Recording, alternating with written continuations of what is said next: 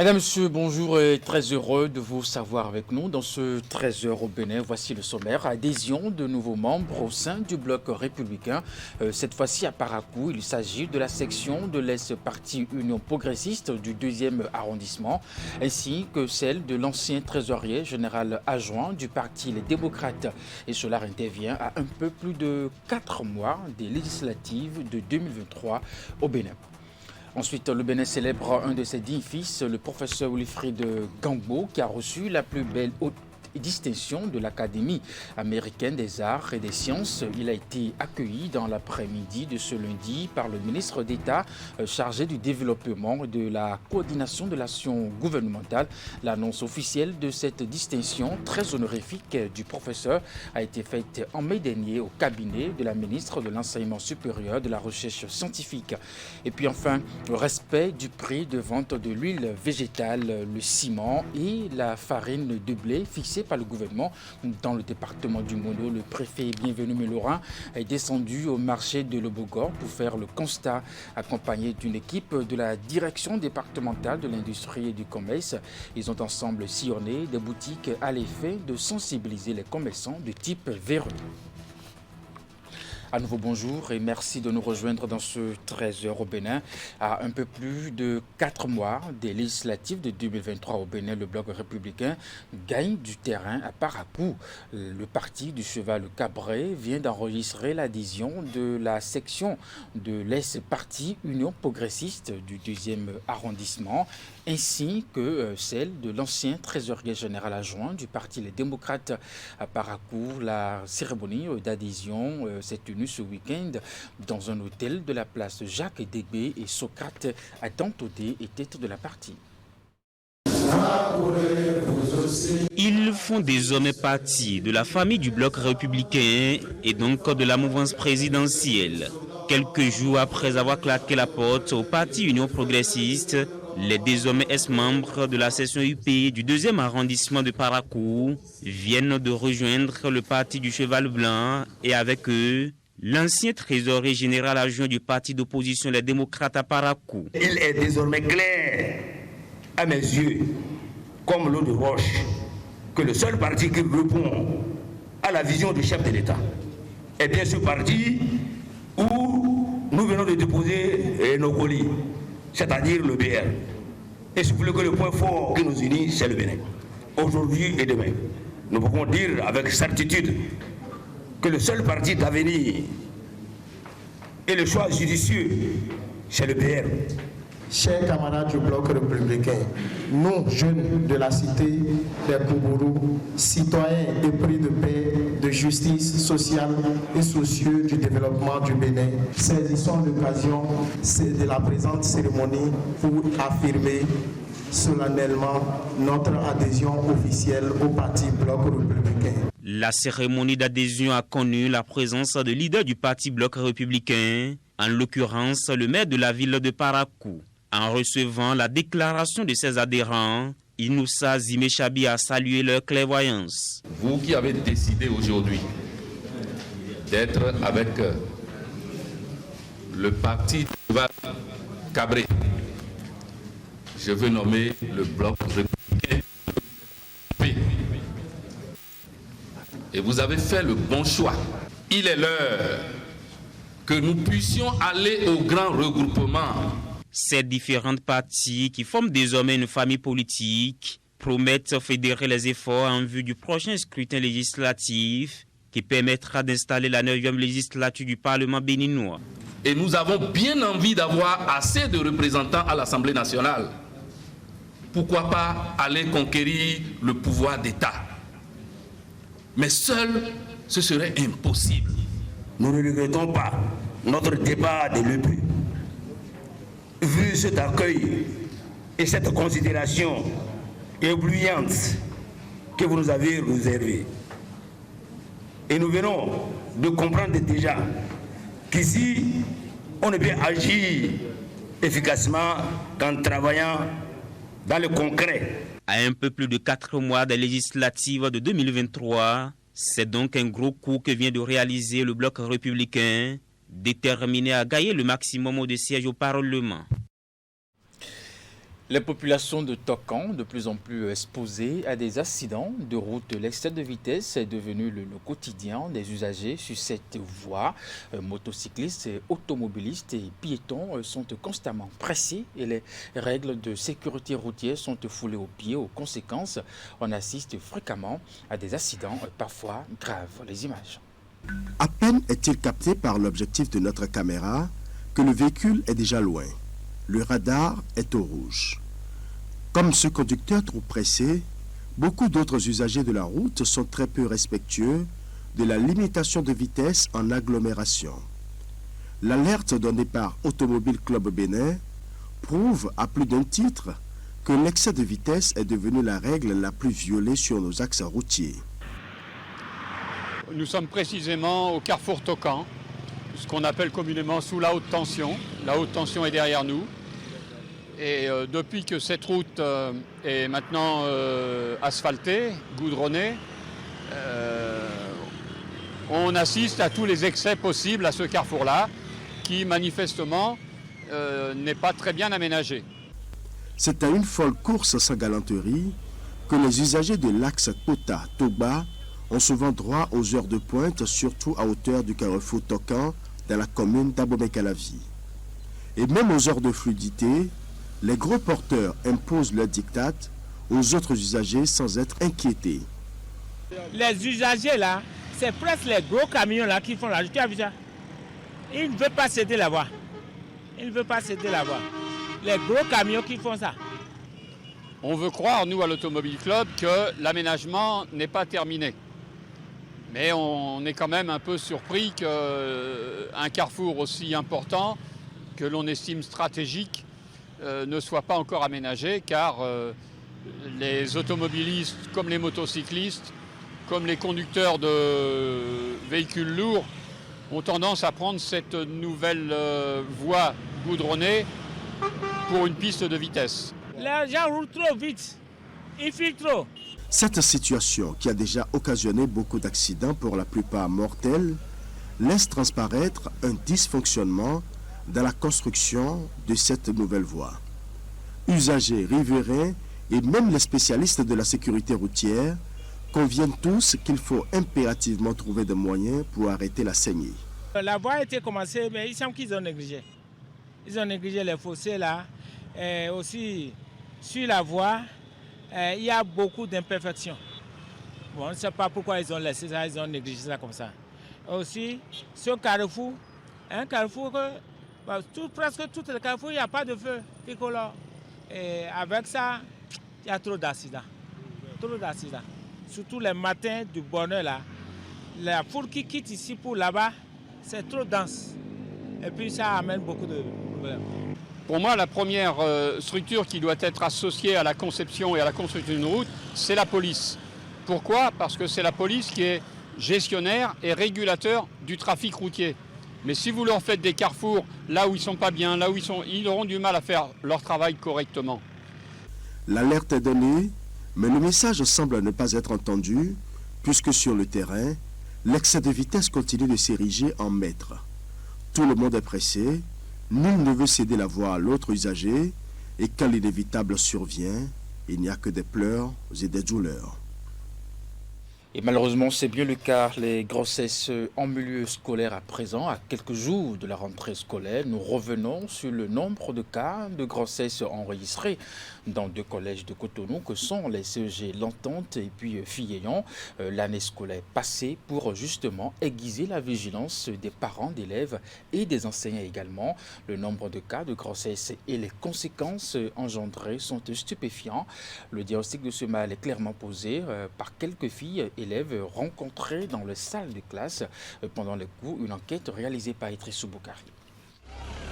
Les grossesses en milieu scolaire deviennent de plus en plus une préoccupation majeure pour les chefs d'établissement et même pour le gouvernement. Le phénomène flambe et interpelle plus d'un. Au CEG L'Entente, le point des cas de grossesse enregistrés ces 2 dernières années est ahurissant. 23 filles sont tombées enceintes en pleine année scolaire. Non loin de là, le CEG Filleyon affiche à son compteur une dizaine de cas rien que pendant l'année scolaire dernière et une vingtaine de cas l'année précédente. Au CEG L'Entente, les cas de grossesse sont légion. Ce qu'on constate généralement, c'est qu'elles viennent jusqu'au moment où elles n'arrivent pas à supporter. Alors là, on observe des abandons. Elles ne viennent plus jusqu'à l'accouchement. Et elles perdent comme ça l'année. Et l'année suivante, certaines cherchent à revenir et reviennent si elles peuvent continuer les cours. Ici, notre particularité, c'est que nous entretenons de bonnes relations avec les filles enceintes de sorte qu'il n'y ait pas du tout de discrimination. Parce que les ONG avec lesquelles nous travaillons ici forment nos enfants, nos apprenantes surtout, à ne pas se moquer de leurs sœurs, de leurs camarades qui tombent enceintes. Les auteurs de ces grossesses sont pour la plupart des riverains au quartier, des artisans, des commerçants et dans certains cas des camarades élèves. Conséquence, les filles ont dû abandonner les salles de classe et seulement quelques-unes ont eu le courage de reprendre après la période de maternité. Des cas d'avortement clandestin ont été également signalés. Les causes sont multiples, mais la principale est liée aux conditions de vie de ces jeunes filles. Les parents sont au banc des accusés. Ce qui cause ça souvent, c'est l'irresponsabilité des parents. Parce que si la fille a des besoins à la maison, la fille n'est pas bien traitée, elle a des besoins. Et puis arrivée à l'école, elle voit ses copines, genre tout habillées et puis tout. Et elle a des envies. Et puis un garçon vient lui proposer des trucs. Si elle veut subvenir à ses besoins, elle ira facilement faire ce gain. J'ai appris que, au sujet de l'entendre, il y a plusieurs cas de grossesse. Bon, on peut dire que les causes de la grossesse non désirée est surtout du côté des parents et les enfants. Par exemple, moi, j'ai beaucoup de besoins. Et puis, pour subvenir à mes besoins, je suis obligée de faire de petits jobs. Mais toutes les filles ne sont pas conscientes de ça. Il y a d'autres qui abusent des filles pour dire que si tu me donnes le sexe, je vais te donner tel argent, je vais te faire ci pour subvenir à tes besoins. Donc les enfants sont laissés à eux-mêmes, ils vont à la recherche des sous et vont voir surtout les ouvriers qui sont tout autour des écoles là. Ces petites filles-là vont vers ces ouvriers-là pour chercher de l'argent. Et qu'est-ce qui va se passer par la suite? Ils vont vers les garçons et c'est la grossesse qui pénètre. Plus de 90% des filles concernées viennent des milieux affectés par la misère et le risque est là. Selon les statistiques, tout commence à partir de la classe de 4e. L'âge de puberté est acquis et la tentation devient grande. On a envie de se lâcher, de tout essayer, sans tenir compte des risques potentiels de ce projet. Les grossesses en milieu scolaire engendrent de graves conséquences. Conséquences, c'est la grossesse, c'est les maladies sexuellement transmissibles. C'est quoi encore les fistules au cours de l'accouchement. Ils ont des problèmes de l'accouchement et ça amène parfois à quoi? Au décès de la fille. L'enfant, même si on ne le renvoie pas de l'école, l'enfant vient, mais il n'arrive plus à suivre le cours comme cela se doit. Il va sentir des malaises, ou bien peut-être aujourd'hui il ne s'est pas réveillé, il ne s'est pas bien réveillé, tout ça là. Donc ça agit sur ses résultats. Si on prend 10, à peine 3 reviennent. Alors que le ministère a pris une de services les autorisant même à suivre les cours, même étant grosses. La lutte contre les grossesses en milieu scolaire reste un vaste chantier et les actions de sensibilisation des filles s'avèrent l'une des armes. C'est ce à quoi s'attellent certaines ONG partenaires des écoles, à l'image de Iradip ONG qui œuvre dans ce sens depuis plusieurs années. Nous avions constaté depuis bientôt 3 ans que les grossesses en milieu scolaire sont en nette progression. Qu'est-ce qu'il faut faire? Nous nous sommes dit il faut aller au contact de cette cible-là. Il faut procéder à des sensibilisations. Donc, par conséquent, nous nous sommes dit qu'il faut vraiment faire quelque chose au profit de ces enfants-là. Parce que le chef de l'État de demain, c'est ce qu'on aura fait de l'enfant d'aujourd'hui. Le sexe et l'école ne font pas bon ménage et certaines filles l'ont appris à leurs dépens. Les parents sont appelés à ouvrir le débat sur la sexualité avec leurs filles à la maison et surtout essayer de subvenir à leurs besoins pour freiner la progression des grossesses en milieu scolaire. La combinaison des efforts de l'école, des ONG et du gouvernement pourrait contribuer à l'épanouissement des filles et l'atteinte de l'objectif zéro grossesse en milieu scolaire prôné par Plan International Bénin. Je vous l'annonçais en titre, le Bénin célèbre un de ses dignes fils, le professeur Wilfrid Gangbo, qui a reçu la plus haute distinction de l'Académie américaine des arts et des sciences. Elle a été accueillie dans l'après-midi de ce lundi par le ministre d'État chargé du développement et de la coordination de l'action gouvernementale. L'annonce officielle de cette distinction très honorifique du professeur a été faite en mai dernier au cabinet de la ministre de l'Enseignement supérieur et de la Recherche scientifique qui était avec le nominé dans les locaux du dit ministère. Voici le compte rendu de Ouliat Sanoussi, Elvis Tonouka. Dans cette salle du CODIR du ministère du Développement, le professeur Wilfrid Gangbo, qui reçoit les honneurs du gouvernement pour ses mérites et qualités reconnus à l'extérieur. L'homme a en effet reçu en mai dernier une distinction très honorifique à l'Académie américaine des arts et des sciences aux États-Unis. C'est un succès. C'est un succès puisque cet événement intervient à la préparation de nos rentrées académiques. Et la célébration de cet événement est déjà, je dirais, un catalyseur pour nos apprenants qui ne tardent pas à chercher les références dans leurs professeurs, dans les autorités. Au cours de cette cérémonie de reconnaissance de l'excellence du professeur Gangbo, organisée par le gouvernement, une brève présentation de sa biographie et de son parcours très élogieux a été faite à l'assistance. Il a démarré ses études universitaires dans la filière mathématique à la faculté des sciences et techniques de l'UAC au début des années 80, plus précisément en 1982. Grâce donc à la portée de ses travaux scientifiques, il devient rapidement full professeur, seulement au bout de 9 ans. Aujourd'hui, il est professeur dans la prestigieuse Université de Californie aux États-Unis d'Amérique. Je suis très reconnaissant que vous ayez pris le temps d'organiser cette manifestation et que vous lui avez donné cette importance. C'était très gentil d'entendre des commentaires élogieux sur moi, des mots qui grandissent, mais finalement j'ai fini par me demander, je ne sais pas de qui vous parlez. Au Bénin, le niveau des mathématiques et de façon plus générale des matières scientifiques baisse, aussi bien au niveau des enseignants qu'au niveau des apprenants. Mais le gouvernement a pris des dispositions pour corriger cet état de choses.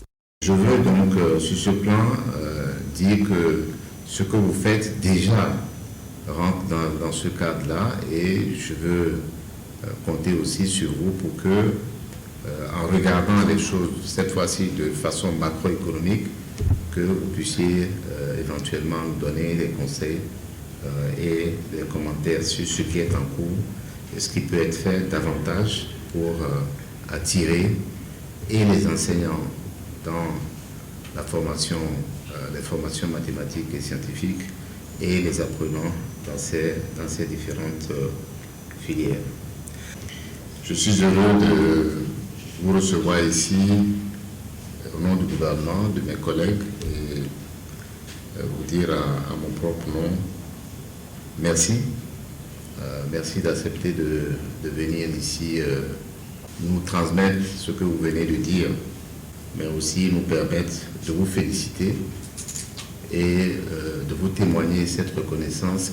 Le nominé Wilfrid Gangbo est né en 1962 à Porto Novo. Pour saluer ce grand mérite, une attestation de félicitations a été délivrée par le président de la République et son gouvernement à l'illustre professeur. Et puis à la fin de cette cérémonie de célébration du professeur Wilfried Gangbo, certaines personnalités présentes ont livré, bien entendu, leurs impressions sur cet événement qui honore le gouvernement et toute la nation béninoise. On les écoute. C'est un sentiment de fierté d'appartenir à la nation béninoise, puisque M. Gangbo est un Béninois, un mathématicien reconnu au niveau international. Je l'ai rencontré en 2016 quand j'étais ministre de l'Enseignement supérieur. Nous avons eu beaucoup à échanger sur la mise en place des matières scientifiques sur le site de Seven City, c'est-à-dire la Cité internationale de l'innovation et du savoir. Nous avons beaucoup travaillé et il continue d'accompagner le pays en matière de sciences. Nous sommes très honorés et très heureux de savoir qu'un compatriote a été rehaussé à ce niveau dans un pays que vous savez très bien, les États-Unis. Alors au-delà d'une cérémonie d'hommage, pour nous, c'est un symbole. Ça permet à nos enseignants d'être plus motivés. Ça permet à nos apprenants d'aimer davantage les sciences. Ça permet à tout ce monde de savoir qu'avec beaucoup d'efforts, comme notre compatriotes, ils pourront vraiment exceller et être parmi les meilleurs du monde. Ça nous permet de savoir également que la science est également accessible à nous autres pays en voie de développement, à nous autres pays émergents, pourvu que nous ayons la volonté et que nous ayons la méthode. C'est très bien que le Bénin honore un scientifique qui est rentré dans l'une des plus grandes académies des sciences du monde. Le professeur Wilfried Gangbo travaillait avec nous à l'IMSP depuis les années 93. Il a participé à des encadrements, il a donné des cours. Il est reconnu mondialement sur ce qu'on appelle le transport optimal. Il donne cours même jusqu'en Union soviétique. Donc c'est un honneur pour nous. Nous espérons que la jeunesse comprendra que tout est possible. C'est important parce qu'il y a beaucoup de problèmes pour l'enseignement des maths aujourd'hui et nos jeunes ont besoin de savoir que oui, il y a des Béninois qui font des maths et qui vont jusqu'à ce niveau-là. Monsieur Gangbo, il était en avance sur moi sur 2 ans en mathématiques physiques. Son parcours est vraiment intéressant et ça doit pouvoir servir d'exemple. Et c'est la preuve qu'on peut célébrer l'excellence, et qu'elle soit portée au niveau national comme au niveau international, dans le cadre donc d'élever notre pays. Et je crois que c'est une initiative à encourager. Il faudrait donc que les autorités continuent dans cette voie. Dans la suite de ce 13h au Bénin, cérémonie de clôture de l'édition 2022 de la conférence nationale N-Connect. Le rendez-vous a encore réuni cette année les volontaires de l'opération Enfants de Noël du pays. Pendant 4 jours, les participants ont célébré Jésus. C'est aussi l'occasion pour eux de faire le bilan de la saison 2021-2022 de l'opération Enfants de Noël et de définir les stratégies pour une prochaine année, bien entendu, et d'activités plus heureuses. Détail avec Imaït Elena Moussou et Georges Vaudounon. Le rassemblement est annuel. Il est souvent l'occasion pour les organisateurs et les participants de faire le bilan d'une année d'activité et de définir les perspectives. La conférence N-Connect regroupe les volontaires de l'opération Enfants de Noël au Bénin. Pour la saison 2021-2022, 35 797 enfants ont reçu des boîtes à cadeaux. Ces moments de partage ont été mis à profit pour leur apporter la bonne nouvelle de l'évangélisation. Je voudrais avant toute chose vous remercier pour votre indulgence, votre esprit d'abnégation. Vous êtes des volontaires, vous n'êtes pas des salariés, mais vous avez saisi la vision. Cette vision qui est de gagner les enfants à Christ. L'opération Enfants de Noël vise à démontrer l'amour de Dieu de façon tangible aux enfants nécessités à travers le monde.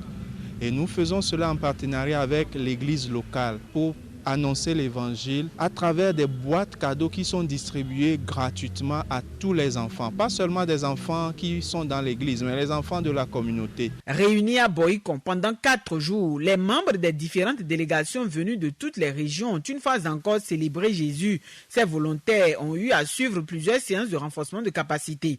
De retour sur le terrain, ils ont pour mission de travailler davantage à donner plus de visibilité aux actions de Samaritan Spurs et donc évangéliser plus d'enfants et d'autres personnes.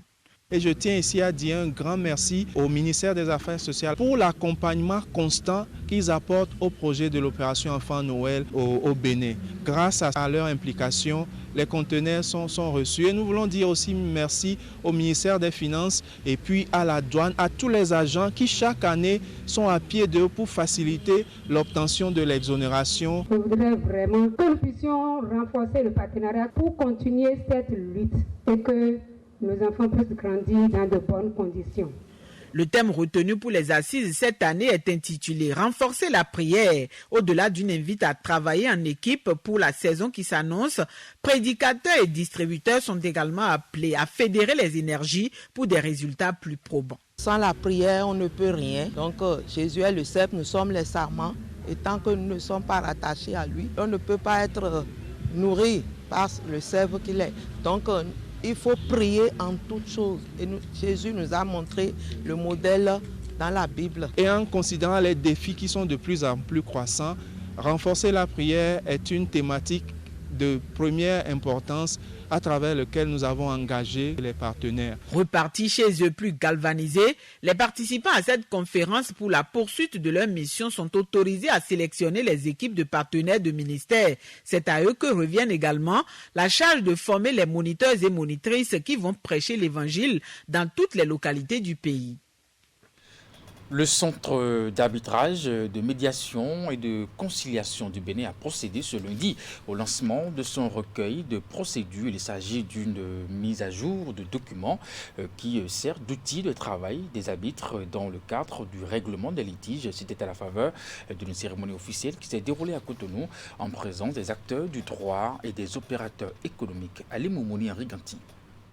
Voici le nouvel outil de travail des arbitres du centre d'arbitrage, de médiation et de conciliation du Bénin, CAMEC. Un recueil d'environ 60 pages qui contient les procédures du règlement des litiges en cas de recours aux modes alternatifs. Pour son lancement, le président du CAMEC le transmet officiellement aux arbitres, conciliateurs et médiateurs du centre. Ces procédures constituent avant tout un outil de travail pour nos partenaires, à savoir les arbitres, les médiateurs et les conciliateurs, mais également un outil d'accompagnement des opérateurs économiques dans le cadre, pas seulement du règlement des litiges, mais aussi de celui qui nous semble le plus pertinent, à savoir leur prévention. Le recueil est reparti en 4 chapitres essentiels avec en annexe les barèmes appliqués au CAMEC. C'est une mise à jour des procédures du centre d'arbitrage, de médiation et de conciliation pour arrimer leurs méthodes à l'évolution des normes nationales et internationales. Après 16 années de pratique de ces procédures, des insuffisances et difficultés ont été observées dans l'application des tests. C'est dans ce contexte que le processus de relecture a été enclenché en juin 2021 et a connu plusieurs étapes qui ont permis d'obtenir ce chef-d'œuvre. Le document, qui devrait également servir les chefs d'entreprise, leur est expliqué au cours de la cérémonie de lancement. Et désormais, les avantages sont encore plus nombreux pour faciliter un règlement des litiges par le recours aux modes alternatifs. Et pour finir, respect du prix de vente de l'huile végétale, le ciment et la farine de blé fixés par le gouvernement dans le département du Mono.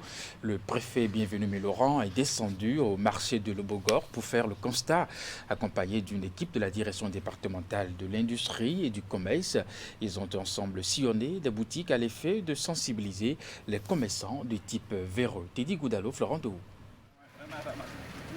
La descente de la direction départementale de l'industrie et du commerce et du préfet du département du Mono dans le marché de Lobogor est plus ou moins satisfaisant.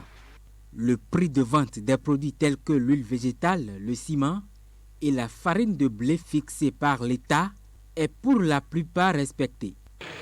Donc de façon définitive, on peut dire que jusqu'ici, les prix fixés par le gouvernement sont observés dans les marchés Mis à part la situation dans les dépôts de ciment, ici nous avons pu observer un dépôt de ciment qui nous dit ne pas être opérationnel, mais dont les carnets de notes prouvent que jusqu'à ce jour, des ventes ont été opérées. Avant notre arrivée, certainement, il y a eu dissimulation des produits, dont une convocation a été adressée à ces derniers pour qu'ils viennent justifier leur comportement et prendre des engagements nécessaires pour se conformer rigoureusement aux décisions prises en Conseil des ministres. Mais à Lobogo, ici, nous nous sommes rendus compte que des commerçants stockent des marchandises dans des domiciles, ce qui est contraire aux textes réglementant les activités commerciales. Donc nous avons profité de l'occasion pour les sensibiliser sur cet aspect. Il n'est pas admis que l'on stocke des produits destinés à la vente dans les domiciles. Donc les marchandises doivent être stockées dans des magasins étiquetés au nom de l'entreprise qui les détient. Donc les lieux retenus pour stocker des marchandises dans des domiciles, même si c'est à la maison, c'est bon, mais il faut mettre une enseigne commerciale qui identifie l'endroit comme un magasin appartenant à telle ou telle entreprise. Le non-respect des mesures gouvernementales face à la cherté de la vie est passible de sanctions. Le préfet Bienvenu Mullorin appelle à la veille citoyenne sur son territoire de compétence afin de décourager les commerçants véreux. Et c'est bien la fin de ce 13h au Bénin. Madame, Monsieur, merci de l'avoir suivi. Le programme se poursuit sur Canal 3 Bénin. À 16h, votre bulletin d'information, 19h30, la grande édition de la soirée. Jusque-là, portez-vous bien et à très bientôt.